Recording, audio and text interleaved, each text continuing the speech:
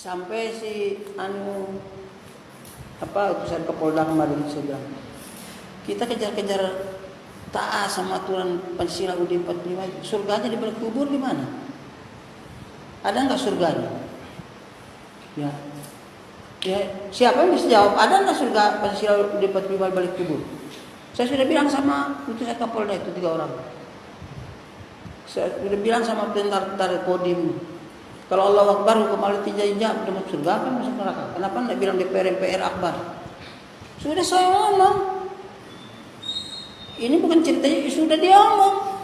Maha besar sudah saya kasih tahu. Islam kalau mau.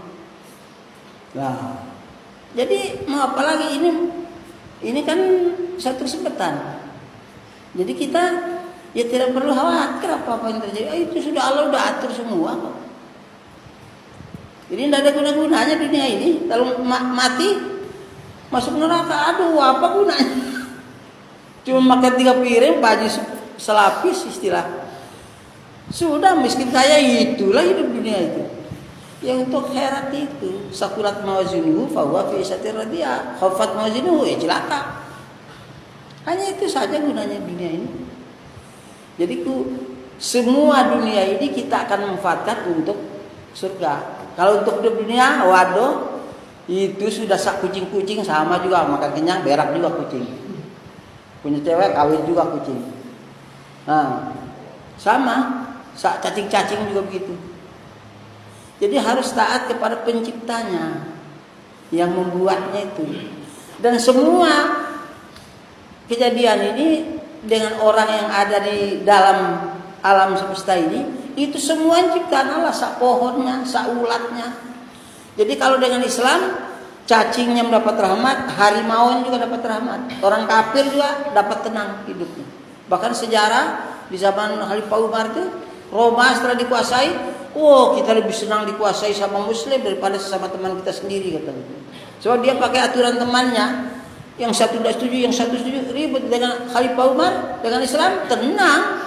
Anda ya bayar pajak saja seperti biasa menurut kemampuan, di daftar selesai, bebas, enak itu.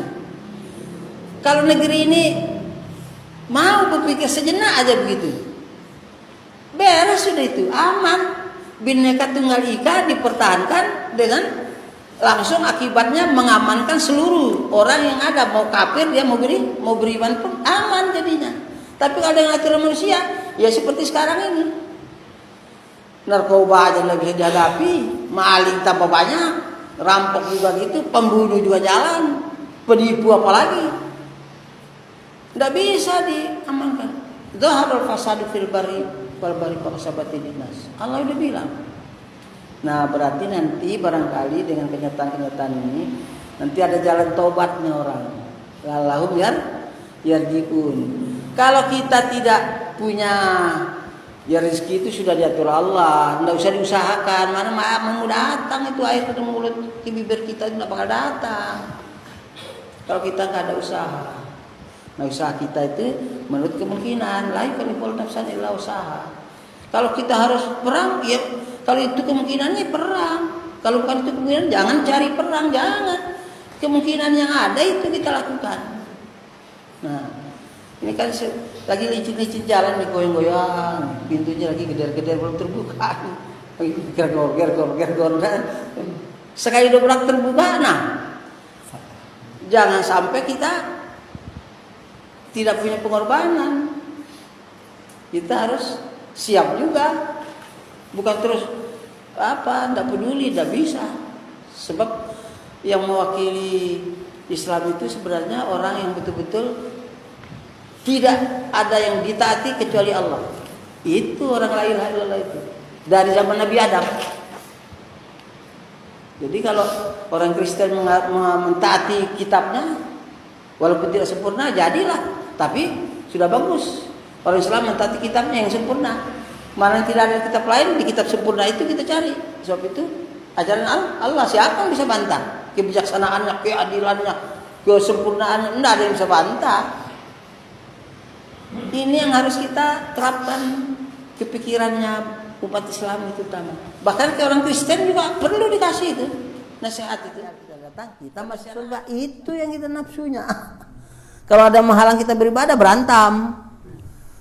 Maka saya bilang sama Pak Polisi yang datang ke sini, atau tentara ke sini juga, dari pusat juga, jangan datang ke sini. Kalau mau menjauhkan jarak 1 meter, apalagi mau dicoret-coret ini masjid, tidak usah.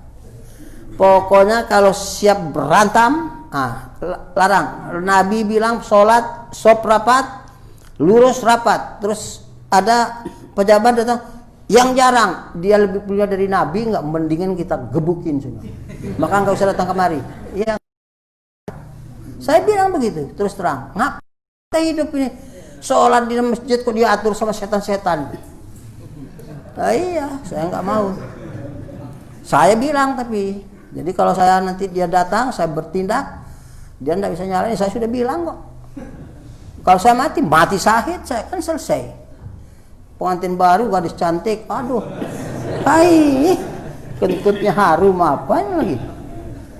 Nah itu karena benar kita ini kan mau mati masuk surga. Kita ndak bisa, ndak mati gitu ndak bisa. Aduh takut, terus panjang umurnya nggak bisa.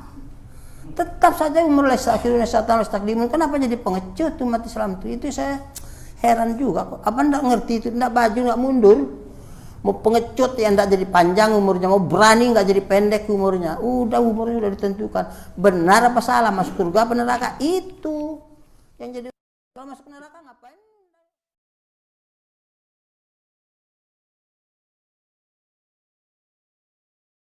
Saya dengar ada orang gajinya 30 juta sebulan. Saya lagi bingung pikir bagaimana cara dia ngabisin 1 juta sehari.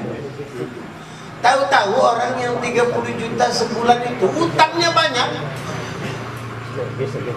Ya, banyak utangnya. Kredit mobilnya, kredit rumahnya, kredit itu, banyak utangnya. Masya Allah, semua perkakas rumahnya diutang. Karena 30 juta sebulan. Bukannya malah bersyukur, malah kredit-kredit lagi, riba-riba lagi dia kerjakan. Bukan sekedar menjudi lagi, ya, riba lagi yang dikerjakan. Begitu 10 juta sehari, sebulan berapa? 300 juta sebulan. Waduh, gimana cara ngabisinnya itu? Tapi tetap saja dia, itu namanya istighfar. Kalau kita tadi begitu sekali kita lihat dia menjudi, besok tidak dikasih lagi, itu manusiawi. Tapi kalau Allah, apa kata Allah? Sanastadrijuhum min haitsu la ya'lamun. Ya. Dia Allah istidrajkan, Allah naikkan. Maka jangan heran orang kalau bengkok itu cepat, Allah tambah itu cepat. Ada orang yang meriba, dia rentenir. Tahu rentenir? Apa bahasa sininya rentenir itu? Hah? Kelapa piti. Kelapa piti menjalankan uang itu ya? Iya. Cepat betul rezekinya naik itu. Naik terus rezekinya. Itu namanya sanastadrijuhum. Allah naik. Diulur dikasih terus. Itulah satu tahapan yang dilalui oleh orang yang zalim. Yang kedua, wa umli lahum, lanjutan ayat tadi surat Al-A'raf tadi. Wa umli lahum. Apa umli itu? Ditangguhkan, dibiarin. Enggak dihukum, dibiarin. Enggak ditempeleng, enggak. Begitu judi, enggak ditegur juga, enggak. Dibiarin. Pembiaran.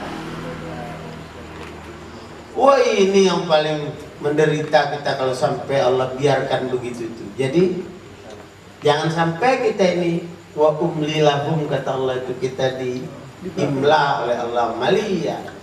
Artinya dibiarin aja, enggak ditegur, enggak diapa. Itu kayak orang tadi yang kita langganan kita 10.000 itu, begitu dia berjudi, besok pagi-pagi dia datang Mestinya bagaimana? Kita tegur, sini kamu duduk dulu.